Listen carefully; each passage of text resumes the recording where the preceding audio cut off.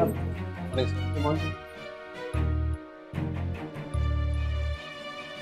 morning, everyone. Please have a seat.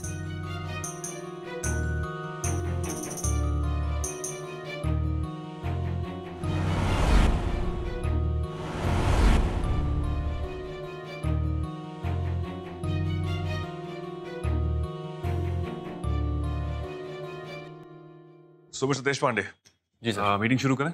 Ji sir. Okay. तो आज की इस मीटिंग में मैं आप लोगों के सामने इस साल का सबसे बड़ा प्रोजेक्ट रखने जा रहा हूँ। उसकी डिटेल्स मैंने आप लोगों को पहले ही भिजवा दी थी। I hope you gone through it. जी वरद जी, हम सब लोगों ने आपकी फाइल्स को पढ़ा है और हमें लगता है प्रोजेक्ट काफ़ी इंटरेस्टिंग है। मगर मैं आपसे सिर्फ इतना कहना चाहता हूँ कि जब तक निरंजन जी का अप्रूवल हमें नहीं मिलता, हम लोग इस डील को साइन करके इस प्रोजेक्ट को आगे नहीं बढ़ा सकते। मिस्टर देशपांडे, शायद आप भूल रहे हैं कि बाबा ने ये इंस्टीट्यूट चलाने की सारी अथॉरिटी मुझे दी है। जी वरद जी, मैं समझता हूँ आपके अधिकारों को, मगर एक बार निरंजन जी से अगर इस प्रोजेक्ट पर सलाह मिल जाती तो हमें प्रोजेक्ट करने में काफ़ी आसानी होती। सही बात है। अगर आप बुरा ना माने तो हम सब आपसे पूछना चाहते हैं कि निरंजन जी पिछली 3-4 मीटिंग से ऑफिस क्यों नहीं आए? मुझे ये समझ में नहीं आ रहा कि मैं आपके सवाल का क्या मतलब निकालूं। कि आपको फिक्र है कि वो ठीक है या नहीं, या आपको लग रहा है कि मैं ये काम नहीं संभाल पा रहा हूं? क्योंकि अगर हम साथ में डील कर रहे हैं तो I would like you to clarify your intentions. नहीं वरद जी, ऐसी कोई बात नहीं है। मेरा कहना सिर्फ इतना है कि निरंजन जी का तजुर्बा और श्लोक सर का दिमाग, इन्हीं दोनों की वजह से हम सारे प्रोजेक्ट आसानी से हैंडल कर पाए। और आज ये इंस्टीट्यूट अगर इस मुकाम पर खड़ा है तो ये तो आप मानते ही होंगे इन दोनों की वजह से ही। ऑलराइट, मेरा सबकी यही राय है तो मैं अभी घर जाकर के बाबा का अप्रूवल ले आता हूं। लेकिन एक बात याद रखिए, मैं भी उन्हीं का बेटा हूं, मैं भी एक अग्निहोत्री हूं। तो अगर मैं इस इंस्टीट्यूट के लिए कुछ करूंगा तो इसकी भलाई के लिए ही होगा। Excuse me.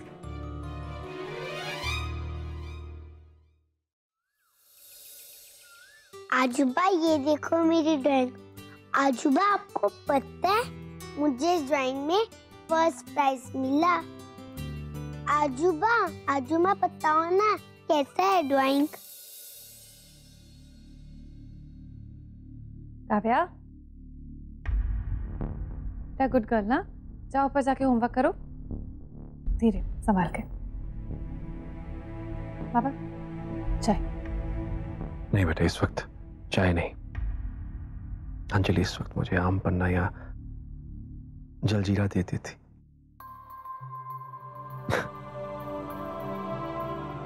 वो जानती थी कि इस वक्त मेरा कुछ ठंडा पीने का मन करता है।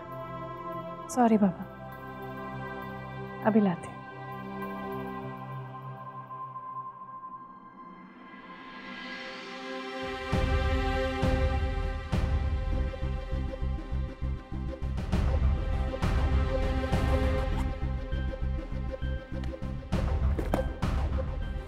बाबा ये, बाबा जरा ये देख लीजिए प्लीज। ये सब क्या है? बाबा ये एक नए प्रोजेक्ट की डिटेल्स हैं।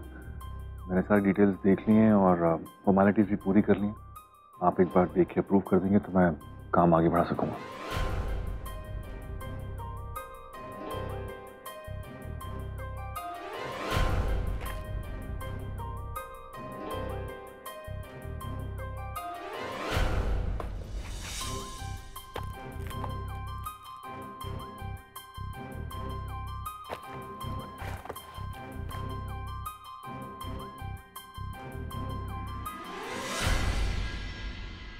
भरत, सबसे पहले तो ये जो प्रोजेक्ट बनाया गया है वो गलत है।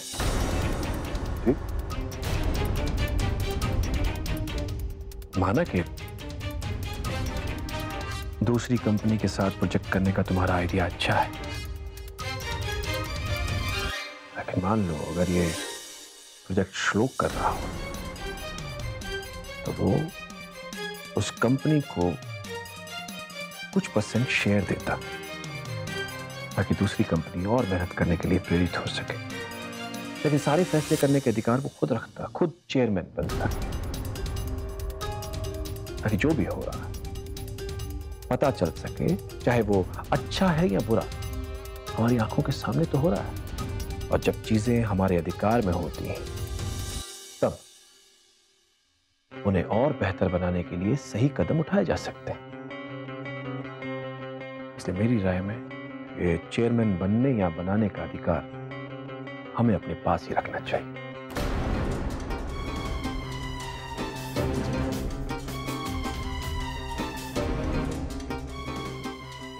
मगर बाबा, मेरी बात तो सुनिए। अभी तुम इन सब में नए हो वरद। जाहिर सी बात है कि ये तरकीबें समझने में तुम्हें थोड़ा वक्त लगेगा, मगर धीरे धीरे अग्निहोत्री को कैसे काम करता है सीख जाओगे।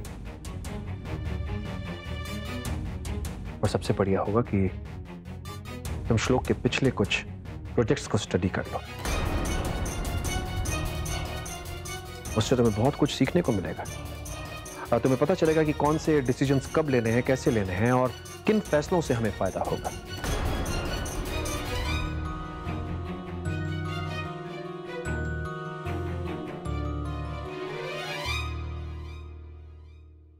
मन छोटा मत करो बेटा।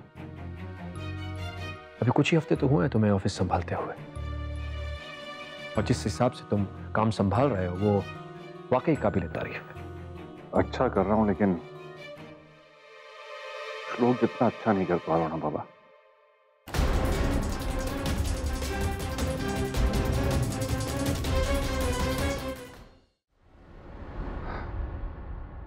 मेरी इतनी कोशिशों के बावजूद मैं आपके अंदर के दर्द को नहीं मिटा पा रहा हूं, जो आप श्लोक के जाने की वजह से फील कर रहे हैं।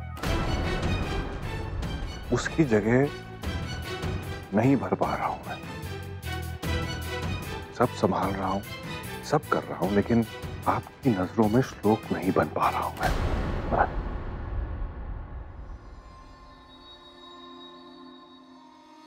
श्लोक और तुम दोनों अलग हो बेटा। बहुत अंतर है तुम दोनों में। किन्हीं भी दो इंसानों का एक समान होना असंभव है। ये बात तुम्हें समझनी चाहिए। भरत,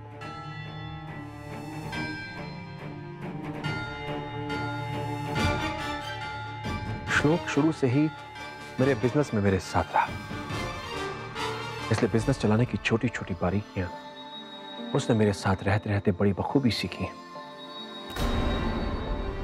मैं जो करता बहुत अच्छे से वो उसका समीक्षण करता, फिर निश्चित रूप से उसका पालन भी करता। मेरी हर हरकत से वाकिफ था कि मुझे बिजनेस कैसे पसंद है, क्या नापसंद है। सुख हो या दुख, रात हो या दिन, बिजनेस में कोई उतार हो या चढ़ाव, वो साए की तरह मेरे साथ डट कर खड़ा रहा। देखते ही देखते मेरी परछाई बन गया था। बड़ी श्रद्धा से उसने मेरे मन में अपनी जगह बनाई है। उसकी जगह कोई नहीं ले सकता। वो जगह ले पाना नामुमकिन है।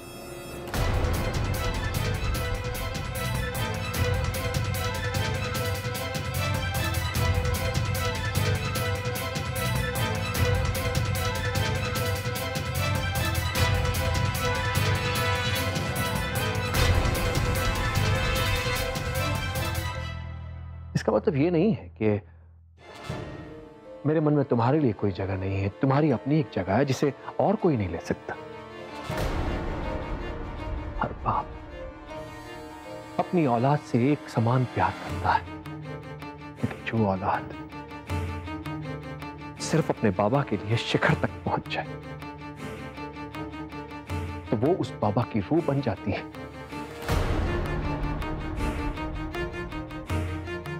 जैसे मेरा बच्चा बन गया, मेरा श्लोक बना।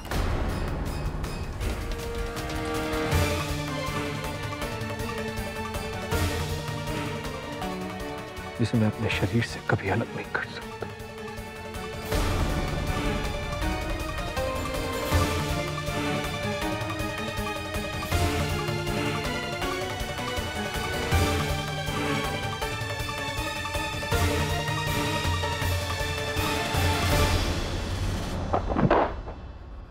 आई एम सॉरी बाबा, लेकिन आपको